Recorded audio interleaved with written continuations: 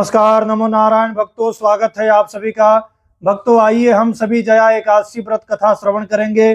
कृष्णाय वासुदेवाय देवकी नंदनाय च नंदगोपकुमाराय गोविंदाय नमो नमः।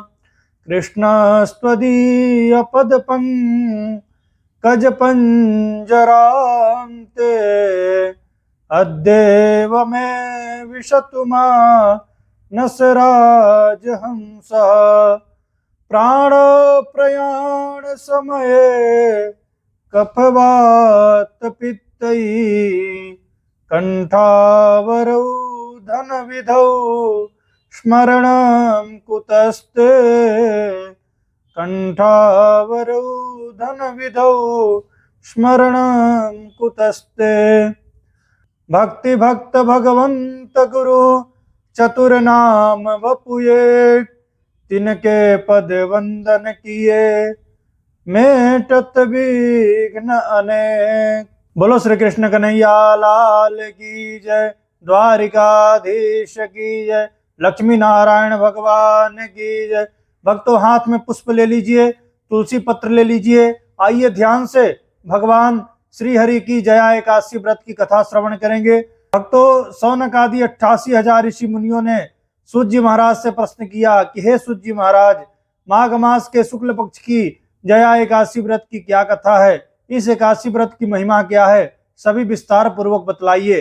तब सूत जी महाराज कहते हैं कि हे ऋषियों, आप जिस कथा के बारे में पूछ रहे हैं यही कथा एक बार युधिष्ठिर महाराज ने भगवान श्री कृष्ण से पूछा था, और भगवान श्री कृष्ण ने जो राजा युधिष्ठिर को कथा सुनाया वो कथा आज मैं आप लोगों को सुनाने जा रहा हूँ। भक्तों एक समय की बात है, एक बार राजा युधिष्ठिर भगवान श्री कृष्ण से पूछते हैं कि हे भगवान, आपने माघ मास के कृष्ण पक्ष की सटतिला एकादशी व्रत की कथा बहुत विस्तार पूर्वक सुनाया। हे प्रभु, माघ मास के शुक्ल पक्ष की जया एकादशी व्रत की क्या महिमा है, इस एकादशी की व्रत करने से क्या फल की प्राप्ति होती है, इसकी कथा क्या है, यह कैसे कैसे पापों को मिटाती है, और इस कथा सुनने से व्यक्ति को क्या फल की प्राप्ति होती है, सभी विस्तार पूर्वक कृपा पूर्वक सुनाइए। तब भगवान श्री कृष्ण कहते हैं कि हे राजन, माघ मास के शुक्ल पक्ष की एकादशी का नाम है जया एकादशी। इसे अजा एकादशी भी कहते हैं, इसे भूमि एकादशी भी कहते हैं, और इस एकादशी का नाम भीष्म एकादशी भी है, क्योंकि इसी दिन भीष्म पितामह ने पांचों पांडवों को धर्म का उपदेश दिया था। इसी दिन विष्णु सहस्त्रनाम का उपदेश पांचों पांडवों को दिया था महाभारत के प्रसंग में, इसलिए इसे भीष्म एकादशी भी कहते हैं। यह एकादशी के दिन विष्णु सहस्त्रनाम का उत्पत्ति हुई थी। विष्णु सहस्त्रनाम का प्रागट्य इसी एकादशी के दिन हुआ था, इसीलिए इस दिन विष्णु सहस्त्रनाम का पाठ करने से अनंत गुना फल की प्राप्ति होती है। इस दिन विष्णु सहस्त्रनाम का पाठ करना चाहिए, इस दिन विष्णु सहस्त्रनाम के पाठ को सुनना चाहिए, विष्णु सहस्त्रनाम के पुस्तक का दान भी करना चाहिए। इसकी बहुत महिमा है, क्योंकि विष्णु सहस्त्रनाम की उत्पत्ति वाला तिथि यह जया एकादशी है। भगवान श्री कृष्ण कहते हैं कि हे राजन, यह जया एकादशी के व्रत करने से ब्रह्म हत्या जैसे महापाप दूर हो जाते हैं। इस एकादशी के व्रत करने से भूत प्रेत पिशाच आदि योनियों में पड़े हुए जीव की मुक्ति हो जाती है। जो भी कोई इस एकादशी का व्रत करता है, उसके जो भी पितर अधोगति में हैं, यानी प्रेत योनि में है, भूत योनि में है, तो वह मुक्त हो जाते हैं, वैकुंठ को प्राप्त करते हैं। यह एकादशी के व्रत करने से 1000 वर्ष तक व्यक्ति स्वर्ग में निवास करता है। इस एकादशी की अनंत गुना महिमा है। भगवान श्री कृष्ण कहते हैं कि हे राजन, पद्म पुराण में वर्णित इस एकादशी की महात्म्य, इस एकादशी की कथा को मैं आपको सुनाने जा रहा हूँ, आप सावधान होकर सुनिए। भगवान श्री कृष्ण कहते हैं कि देवराज इंद्र स्वर्ग में निवास कर रहे थे। वहां पर सभी देवी देवता सुखपूर्वक स्वर्ग में निवास कर रहे थे। एक बार देवराज इंद्र अपने समस्त अप्सराओं के साथ में नंदन वन में जाकर के विहार कर रहे थे, और गंधर्व नाच रहे थे। वहां पर नाच गाना गीत संगीत चल रहा था। तभी उन गंधर्वों में प्रसिद्ध पुष्पदंत तथा उसकी कन्या पुष्पवती और चित्रसेन तथा उसकी स्त्री मालिनी भी वहां पर उपस्थित थे। साथ ही मालिनी का पुत्र पुष्पवान और उसका पुत्र माल्यवान भी वहां पर उपस्थित थे। गंधर्व पुष्पदंत की पुत्री पुष्पवती माल्यवान को देखकर उस पर मोहित हो गई, उस पर अपना रूप लावण्य दिखाने लगी, अपना काम बाण चलाने लगी। और उसको अपने वश में कर लिया। हे राजन, वह पुष्पवती अत्यंत सुंदर थी।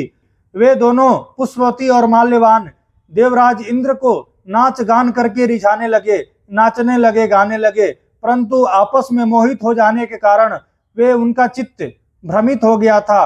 वे ढंग से स्वर नहीं लगा पा रहे थे, स्वर से बेसुरा हो रहे थे, ढंग से नाच नहीं पा रहे थे। ये बात इंद्र को समझ में आ गई। देवराज इंद्र इनके प्रेम को समझ गए। वे विचार करने लगे, ये आपस में प्रेम कर रहे हैं, नयन से नयन मिला रहे हैं, लेकिन स्वर बिगाड़ रहे हैं। इस पर देवराज इंद्र ने अपना अपमान समझा। उनको लगा कि यह संगीत का अपमान है, यह मेरा अपमान है। ऐसा जान करके देवराज इंद्र क्रोध में आ गए।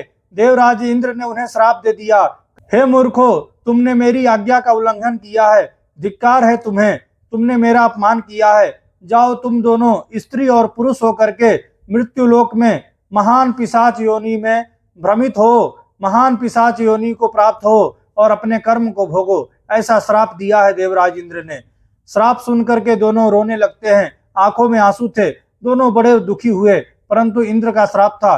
दोनों हिमालय में आकर के स्त्री पुरुष बनकर के पिशाच योनि में भटक रहे थे। उन्हें गंध, रस, स्पर्श आदि का कुछ भी ज्ञान नहीं था।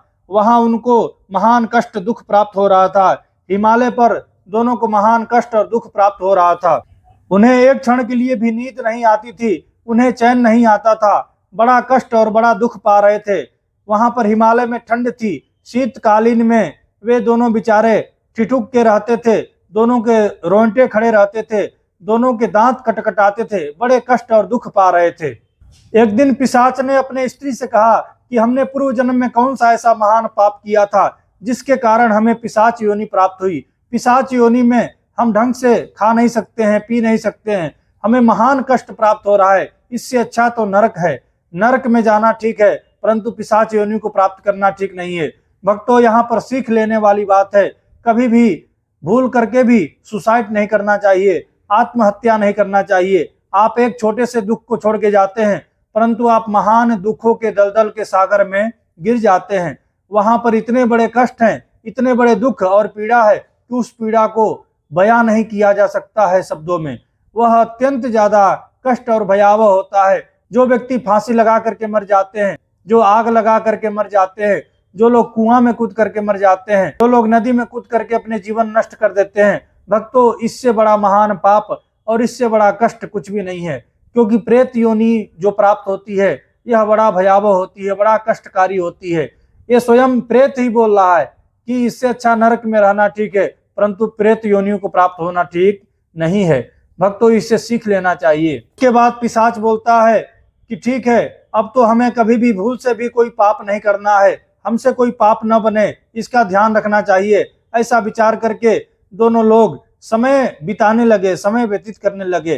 देवयोग से तभी माघ मास के शुक्ल पक्ष की जया एकादशी आई। जया एकादशी के दिन उन्होंने कुछ भी खाया पिया नहीं, कुछ भी भोजन नहीं किया, केवल फल फूल खा करके पूरा दिन व्यतीत किए। सायंकाल हुआ, सायंकाल के समय बड़े दुख और विषाद कष्ट के साथ में दोनों लोग पीपल वृक्ष के नीचे बैठ जाते हैं। उस समय सूर्य भगवान अस्त हो रहे थे, सूर्यास्त हो रहा था, अतः ठंडी उस समय ज्यादा बढ़ गई थी। ठंडी के मारे दोनों लोग कष्ट और तकलीफ पा रहे थे। उस रात अत्यंत ठंडी थी, इस कारण वे दोनों शीत के मारे अति दुखी होकर मृतक व्यक्ति के समान आपस में लिपटे हुए पड़े हुए थे। उस रात्रि को उनको नींद भी नहीं आई, उनका रात्रि जागरण हो गया। भक्तों, यहाँ पर भगवान कहते हैं राजा युधिष्ठिर से कि हे राजन, जया एकादशी का व्रत और रात्रि जागरण करने से वे दूसरे दिन प्रेत योनि से मुक्त हो गए। दूसरे दिन प्रभात होते ही, सुबह होते ही पिशाच योनि उनकी छूट गई। वे अत्यंत सुंदर गंधर्व और अप्सरा की देह धारण करके, सुंदर वस्त्र आभूषणों से अलंकृत होकर के उन दोनों ने स्वर्ग लोक की ओर प्रस्थान किया।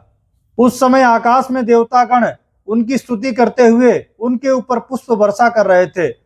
और भक्तों, वे दोनों स्वर्ग में जाकर के देवराज इंद्र को प्रणाम करते हैं। देवराज इंद्र उन्हें पूर्व से भी, पहले से भी सुंदर देख करके आश्चर्यचकित होकर के देवराज इंद्र ने पूछा, तुम पिशाच योनि से कैसे मुक्त हुए, वह मुझे बताओ। तब माल्यवान ने कहा कि भगवान श्री हरि विष्णु, भगवान नारायण की कृपा से और जया एकादशी के व्रत करने से हम पिशाच योनि से मुक्त हो गए। तब देवराज इंद्र बोले, भगवान श्री हरि विष्णु की कृपा से जया एकादशी के व्रत करने से तुम्हारी पिशाच योनि तो छूट ही गई, वरन तुम हमारे लिए वंदनीय पूजनीय हो गए हो। हमारे दरबार में विष्णु के भक्त और शिव के भक्त का अत्यंत सम्मान है। हम विष्णु के भक्त और शिव के भक्तों के चरणों का रज लेते हैं, हम उन्हें प्रणाम करते हैं, अतः आप हमारे लिए वंदनीय पूजनीय हैं। हे माल्यवान, हे पुष्पवती, जाओ तुम लोग विहार करो, जाओ तुम लोग स्वच्छंद होकर के विहार करो, प्रसन्न होकर के विहार करो। भगवान श्री कृष्ण कहते हैं कि हे राजन, यह एकादशी का व्रत करने से महान से महान, बुरे से बुरे योनि में फंसे हुए व्यक्ति का उद्धार हो जाता है। कोई प्रेत पिशाच योनि में पड़ा है, उसकी मुक्ति नहीं हुई है, तो जया एकादशी का व्रत कथा सुने, जया एकादशी का व्रत करे तो उसकी मुक्ति हो जाती है।